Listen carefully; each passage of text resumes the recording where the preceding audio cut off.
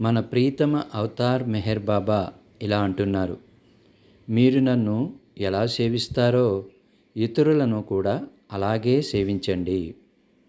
నిజమైన ఆనందం ఇతరులను సంతోషపెట్టడంలోనే దాగి ఉంది. ఇతరులను పరిపూర్ణులుగా తీర్చిదిద్దడం కోసం ముందుగా మీరు పరిపూర్ణత సాధించడానికి దోహదపడేదే నిజమైన కోరిక.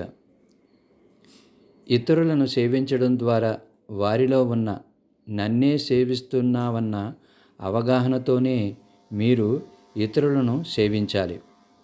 మీ పొరుగువారిని నిస్వార్థంగా మీరు సేవించినట్లయితే మీరు భగవంతుణ్ణి సేవించినట్లే.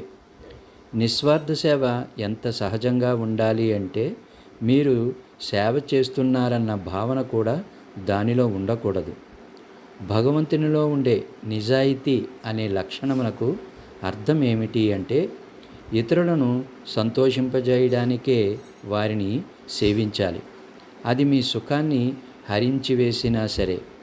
మీరు చేసే సేవను ప్రదర్శించకూడదు, ఆర్భాటం వద్దు.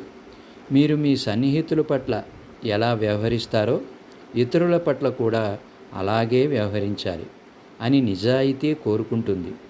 మీ తోటి వారిని ప్రేమించుటే భగవంతుణ్ణి ఆచరణాత్మకంగా ప్రేమించుట అని అన్నారు మన ప్రీతమ అవతార్ మెహర్ బాబా.